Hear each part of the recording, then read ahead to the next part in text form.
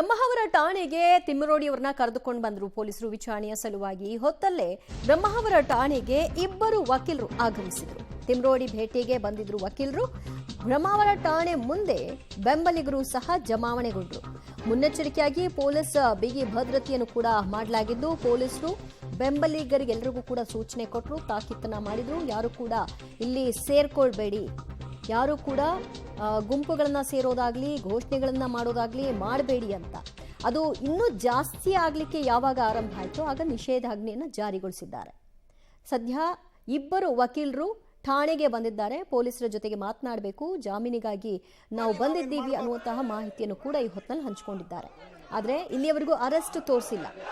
ವಿಚಾರಣೆ ಸಲುವಾಗಿ ಕರೆದುಕೊಂಡು ಹೋಗಿದ್ದಾರೆ ಅನ್ನೋದಷ್ಟೇ ಇಲ್ಲಿಯವರೆಗೂ ಇರುವಂತಹ ವಿಚಾರ. ಇನ್ ಕೇಸ್ ಏನಾದರೂ ವಿಚಾರಣೆಯ ನಂತರದಲ್ಲಿ ಅರೆಸ್ಟ್ ಮಾಡುವ ಸಾಧ್ಯತೆ ಬಂದರೆ ಆಗ ಜಾಮೀನನ್ನು ಪಡ್ಕೊಳ್ಳೋ ಸಲುವಾಗಿ ವಕೀಲರು ಠಾಣೆಗೆ ಬಂದಿರುವಂಥದ್ದನ್ನು ಗಮನಿಸಬಹುದಾಗಿದೆ. ತಿಮ್ಮರೋಡಿ ಬಂಧನ ಆಗುತ್ತಾ ಅನ್ನುವಂತಹ ಪ್ರಶ್ನೆಯ ನಡುವಲ್ಲೇ ಅವರ ಪರ ವಕೀಲರು ಮುಂದಿನ ಕಾನೂನು ಹೋರಾಟ ಏನು ಅನ್ನೋದರ ಬಗ್ಗೆ ಆಲೋಚನೆ ಮಾಡೋದಕ್ಕೆ, ಪೊಲೀಸರ ಜೊತೆಗೆ ಮಾತನಾಡಲಿಕ್ಕೆ ಯಾವ ಬೇಸಿಸ್ ಮೇಲೆ ಅವರನ್ನ ಅರೆಸ್ಟ್ ಮಾಡಲಾಗಿದೆ ಅನ್ನುವಂತಹ ಮಾಹಿತಿಯನ್ನು ಪಡೀಲಿಕ್ಕೆ ಹೋಗಿದ್ದಾರೆ. ಆದರೆ ತಿಮ್ಮರೋಡಿ ಅವರಿಗೆ 2 ಸರಿ ನೋಟಿಸ್ ಕೊಟ್ಟಿದ್ದಾರೆ. ಆಲ್ ಆಫ್ ಸಡನ್ ಏನು ಅವ್ರನ್ನ ಅರೆಸ್ಟ್ ಮಾಡ್ಕೊಂಡಿರೋದಲ್ಲ, ಯಾವ ಕಾರಣಕ್ಕೆ ಅವರಿಗೆ ನೋಟಿಸ್ ಕೊಟ್ಟಿದ್ದಾರೆ ಅನ್ನೋದು ಕೂಡ ಈಗಾಗಲೇ ಇನ್ಫಾರ್ಮ್ ಆಗಿರುತ್ತೆ. ಸೊ ಅದು ವಕೀಲರಿಗೂ ಕೂಡ ಗೊತ್ತಿರಬೇಕು. ಮತ್ತಷ್ಟು ಅಪ್ಡೇಟ್ಸ್ ಪಡೆಯೋಣ ನಮ್ಮ ಪ್ರತಿನಿಧಿ ದೀಪಕ್ ಜೈನ್ರಿಂದ. ದೀಪಕ್, ಸದ್ಯ ತಿಮ್ಮರೋಡಿಗೆ 2 ಸರಿ ನೋಟಿಸ್ ಕೊಟ್ಟಿದ್ರು. ಸಡನ್ ಆಗಿ ಬಂದೇನು ಅರೆಸ್ಟ್ ಮಾಡ್ಕೊಂಡು ಬಂದಿರೋದಲ್ಲ. ಅವರ ಪರ ವಕೀಲರಿಗೆ ಯಾವ ಕಾರಣಕ್ಕಾಗಿ ಅವ್ರನ್ನ ವಿಚಾರಣೆಗೆ ಕರೆದುಕೊಂಡು ಹೋಗಲಾಗಿದೆ ಅನ್ನೋದ್ರ ಬಗ್ಗೆ ಮಾಹಿತಿ ಸಹ ಇದ್ದೇ ಇರುತ್ತೆ. ಏನು ಹೇಳ್ತಾರೆ ಅವ್ರ ವಕೀಲರು? ಈಗಾಗಲೇ ವಕೀಲರಿಗೆ ಕೂಡ ಇದನ್ನು ಸ್ಪಷ್ಟಪಡಿಸಿದ್ದಾರೆ. ಉಡುಪಿಯ SP ಹರಿರಾಮ್ ಶಂಕರ್ ಅವರು ಕೊಟ್ಟಿರುವ ಮಾಹಿತಿ ಪ್ರಕಾರ ಈ BL ಸಂತೋಷ್ ಅವರ ವಿರುದ್ಧದ ತೇಜೋವಧೆ ಮತ್ತು ಇಲ್ಲಸಲ್ಲದ ಸುಳ್ಳು ಆರೋಪಗಳಿಗೆ ಸಂಬಂಧಪಟ್ಟ ಹಾಗೆ 3 ಸೆಕ್ಷನ್ಗಳನ್ನು ಹಾಕಲಾಗಿತ್ತು. ರಾಜೀವ್ ಕುಲಾಲ್ ಅನ್ನುವಂಥವರು ಬಿಜೆಪಿಯ ಮಂಡಲದ ನಾಯಕರು, ಗ್ರಾಮಾಂತರದ ಬಿಜೆಪಿಯಲ್ಲೂ ಕೂಡ ಅವರು ಗುರುತಿಸಿಕೊಂಡವರು. ಇವರ ಕೇಸು ದಾಖಲಾದ ಕೂಡಲೇ ಅವರಿಗೆ ನೋಟಿಸ್ ಅನ್ನ ಸರ್ವ್ ಮಾಡಲಾಗಿತ್ತು. 2 ಬಾರಿ ನೋಟಿಸ್ ಅನ್ನ ಕೊಟ್ಟರು ಕೂಡ ಅದಕ್ಕೆ ಯಾವುದೇ ರಿಪ್ಲೈ ಅನ್ನ ಅವರು ಮಾಡಿಕೊಂಡಿರಲಿಲ್ಲ ಅನ್ನುವಂಥದ್ದು. ಹಾಗಾಗಿ ಈ 3 ಸೆಕ್ಷನ್ಗಳ ಪೈಕಿ 2 ನಾನ್ ಬೇಲೆಬಲ್ ಸೆಕ್ಷನ್ಗಳಿವೆ. ಹಾಗಾಗಿ ಈ ನಾನ್ ಬೇಲೆಬಲ್ ಸೆಕ್ಷನ್ಗಳಿಗೆ ಸಂಬಂಧಪಟ್ಟ ಹಾಗೆ ಅವರಿಗೆ ನೋಟಿಸ್ ಕೊಟ್ಟರು ಕೂಡ ಅವರದಕ್ಕೆ ರಿಪ್ಲೈ ಮಾಡಿರಲಿಲ್ಲ. ಹೀಗಾಗಿ ಮಹೇಶ್ ತಿಮ್ಮರೋಡಿ ಅವರು ಬೆಳ್ತಂಗಡಿಯ ಉಜಿರೆಯ ನಿವಾಸದಿಂದ ತಲೆಮರೆಸಿಕೊಳ್ಳುವಂತಹ ಸಾಧ್ಯತೆ ಇದೆ.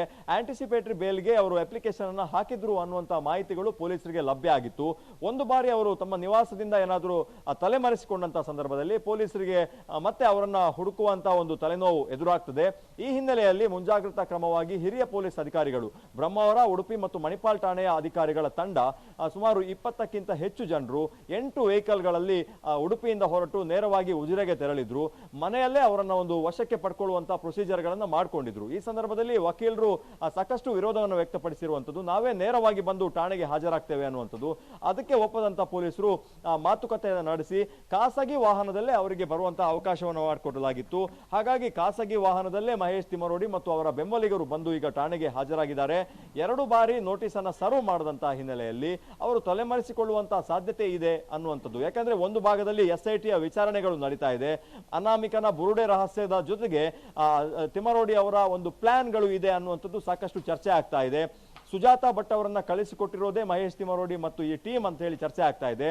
ಹಾಗಾಗಿ SITಯ ತನಿಖೆಗೆ ಒಂದು ಭಾಗವಾಗಿ ಆ ನಂತರ ಈ ಎಲ್ಲ ಹೇಳಿಕೆಗಳ ಕುರಿತಂತೆ ಮತ್ತಷ್ಟು ಪ್ರಕರಣ ಜಟಿಲ ಆಗಬಹುದು, ಕಾನೂನು ಸುವ್ಯವಸ್ಥೆ ಹದಗೆಡಬಹುದು ಅನ್ನುವಂತ ಹಿನ್ನೆಲೆಯಲ್ಲಿ BL ಸಂತೋಷ್ ಅವರ ಕೇಸಿಗೆ ಸಂಬಂಧಪಟ್ಟ ಹಾಗೆ ಈಗ ವಿಚಾರಣೆಯನ್ನು ನಡೆಸ್ತಾ ಇರುವಂತದ್ದು.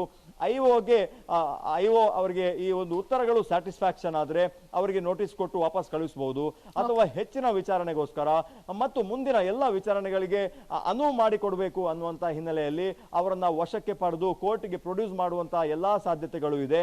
ಸುಮಾರು 1 ಗಂಟೆಗಳು ಆಗ್ತಾ ಬಂತು ಹತ್ರ. ಅವರ ವಿಚಾರಣೆ ಇನ್ನು ಕೂಡ ಮುಂದುವರೆದಿದೆ. ದಿವ್ಯ ಜ್ಯೋತಿ. ದೀಪಕ್ ಜೈನ್ ಸಂಪರ್ಕದಲ್ಲಿದೆ. ಇನ್ನಷ್ಟು ಅಪ್ಡೇಟ್ಸ್ ನಿಮ್ಮಿಂದ ಪಡ್ಕೊಳ್ತೀವಿ.